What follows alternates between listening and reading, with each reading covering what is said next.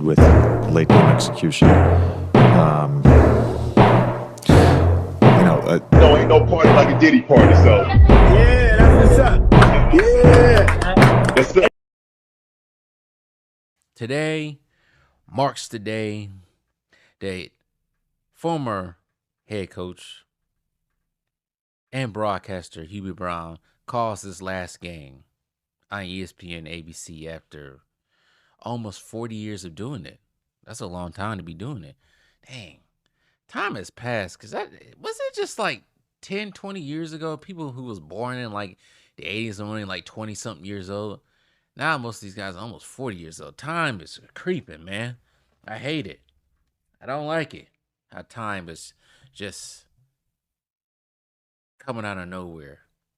But anyway, it happens. Can't do nothing about it. But Hubie Brown, probably one of the best voices in NBA broadcasting. He's up there. Very insightful, very knowledgeable, attention to detail. You can learn something from you young guns out there that don't really know basketball. The only thing you really know about basketball is LeBron James and how many points LeBron James could score. But anyways, that ain't that kind of video. Huey Brown, like I said, he just I can't say had, he still has. He just has a great mind for the game.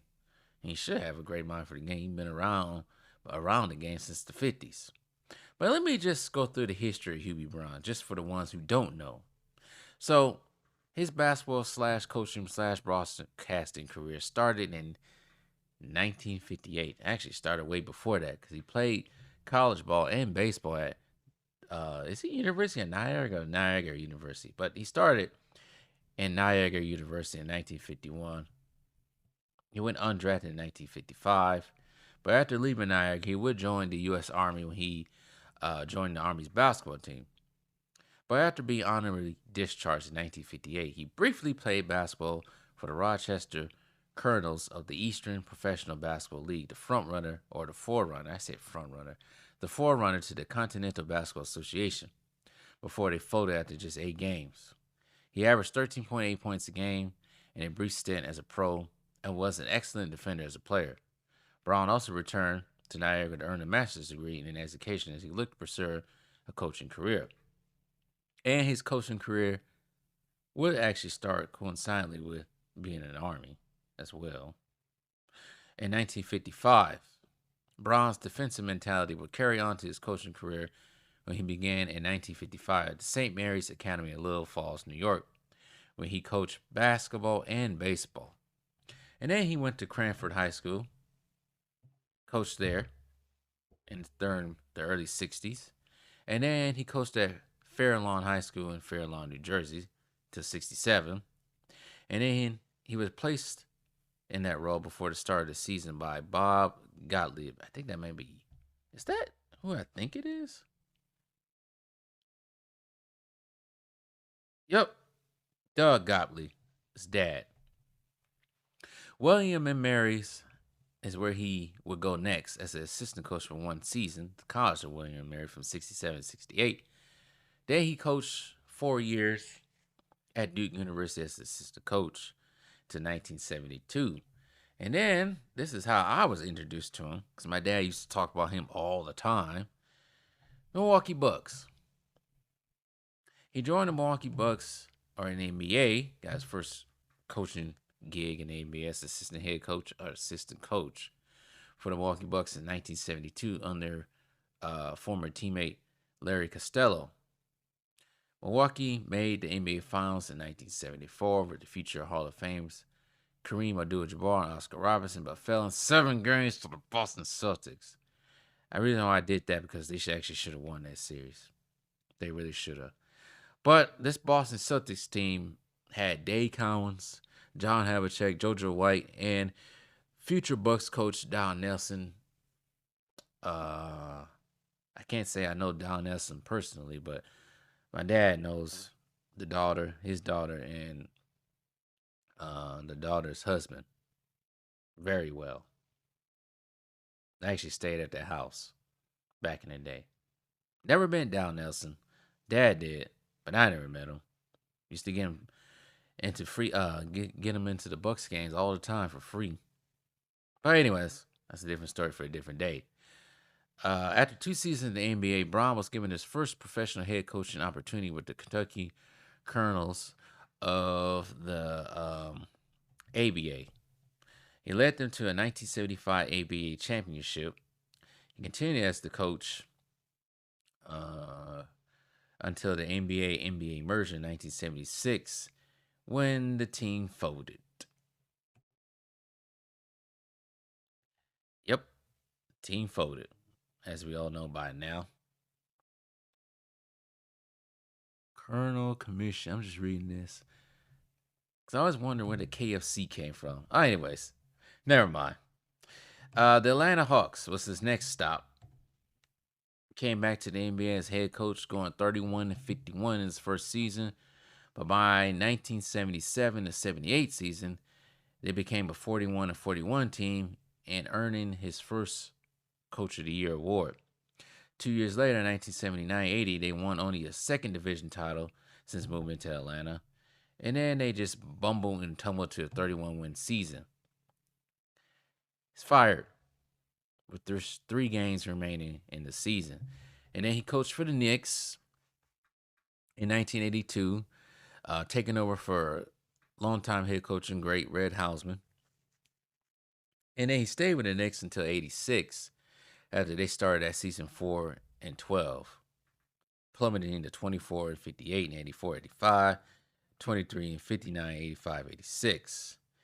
And there was just too many things going on for them to succeed.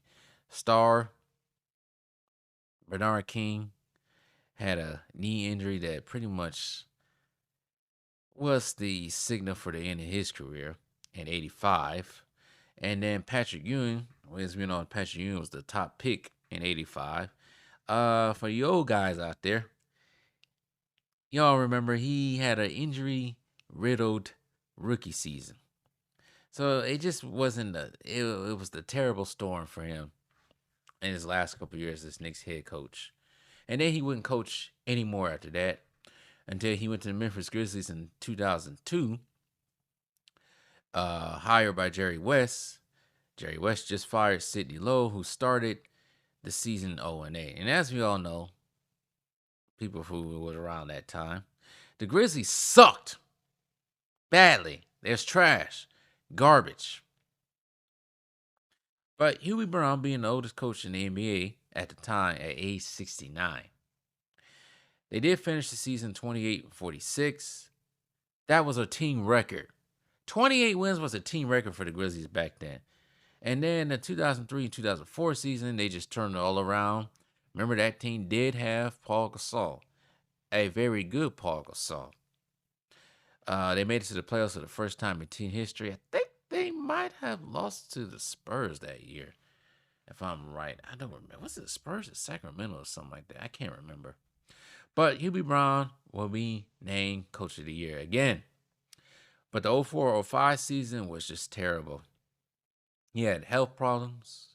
The assistant coaches had to do more of the coaching, including his son, Brendan. There was just freaking complaining from Jason Williams, people like Bonzi Wells, James Posey, just all kinds of stuff because people weren't getting enough time as they wanted. Not Mike Fratello, but Hubie Brown was known for playing 10-man rotations, so you can kind of figure out why people was too happy with that. And then I guess the health issues really took over, and he resigned on Thanksgiving Day of 2004. Mike Fratello, another broadcaster who's now broadcasting for the Los Angeles Clippers, took over as new Grizzlies head coach. Actually, it's the second time in his career that Hubie Brown was succeeded by Mike Fratello. So, and that was pretty much the end of Hubie Brown's coaching career. And then when he was in between coaching jobs, this is where his broadcasting career, the main part. He first started after he was fired from the Hawks, with the USA Network coverage of the NBA, including playoff games, before he was hired with CBS And he was doing calling games when he was still coaching with the Knicks too, 85 season, because they weren't in the playoffs. It was trash, of course. He teamed up with Brent Musburger during this time as well. And then became a full-time broadcaster and the winner of 86, serving alongside Vern Lundquist. That's how he be sounding like when he be talking on his broadcast, Vern Lundquist. But anyways, as the third team during this selected regular season playoff games, promoted to the second team the next season. When asked in 1988 how long he would remain involved with the game of basketball, Brown responded to say, "I will stay involved in some capacity until the day Vern Lundquist dies." In 1988, CBS named Brown to replace Benny Cunningham, former coach himself, as his lead analyst alongside play-by-play man Dick Stockton. Brown remained with CBS until the end of their coverage, NBA coverage following the 1990 NBA Finals, and then worked on local broadcasts, including the Philadelphia 76ers and Detroit Pistons, before joining TNT in the early 90s. That stint with TNT lasted to the 2001-2002 season, in which he was paired with announcers such as Bob Neal and Lundquist and Dick Stockton. And then, of course, after TNT, he ended up coaching the Memphis Grizzlies. And after the Memphis Grizzlies, he was signed with the ABC / ESPN as the NBA top analyst, where he worked with Al Michaels and Mike Breen on some regular season playoff games, including the 05 and 06 NBA Finals, before he was replaced by Mark Jackson and Jeff Van Gundy. Now, I think this is post, of course, Mark Jackson retiring, and post Jeff Van Gundy. I think it was pretty much when did Jeff Van Gundy was done. What was he done with the Rockets? I always forget Jeff Van Gundy went back to coaching, assistant coach with the Clippers. So yeah, his last time coaching was before he went to the Clippers was the Rockets, and that was the 06-07 season. All right. Anyways, Brown has later worked alongside Mike Tirico to 2016, Mark Jones, and Dave Pasch, both currently still on ESPN and ABC. Brown's final television broadcast is scheduled to occur today, February 9, 2025, with Mike Breen on ABC. And it almost comes full circle because he's broadcasting two teams he's been close to. He did some local broadcasts for the 76ers, and of course, like I said earlier, he was assistant coach for the Milwaukee Bucks, and that's the two teams that are playing. He was nominated for a Sports Emmy in 94 and 1999. He is part of the Hall of Fame. Three different Hall of Famers. The Naismith Memorial Basketball Hall of Fame 05 as a contributor, College Basketball Hall of Fame in 06, and the National Sports Media Association Hall of Fame in 2022 as a broadcaster. Let's see here. Just some of his highlights as a coach: NBA champion 75, two-time Coach of the Year, and the Chuck Daly Lifetime Achievement Award in 2017. I would say his broadcasting career probably went better than his coaching career. Because I don't think as a coach, did he ever get to that? Well, okay, technically he did win a ring. He did win a ring in the ABA. But as far as the NBA is concerned, he never got an NBA team to the conference finals. In the NBA, missed playoffs, lost in the first round, lost in semifinals, lost in semifinals, lost in semifinals, lost in semifinals, lost in the first round. So he was never able to get any of his teams to that round. But like I said, he was probably a better broadcaster than coach. Just the way he displayed his knowledge for the game, how he talked about the game, how he analyzed the game, is something that some of these guys today really can't do as much. They think they can, but they can't. JJ Redick. You can learn something from him. paid a lot of attention to detail while watching these games as well. And he surely will be missed broadcasting these games. Kind of like another voice of the childhood for me, probably for some others too, around my age or a little bit older. Like I say, he was just very knowledgeable of the game and knew what the hell he was talking about. And he was never kept it strictly professional too. He had a standard of how he carried himself while broadcasting the game as well. Trying to think, he really got well. Anyways, that doesn't matter. But anyways, like I said, his last time broadcasting will be today against my own team in the 76ers. The Bucks better win because if they lose this game, I'm not gonna flip out. This is 60. Whatever. I don't care about the Bucks.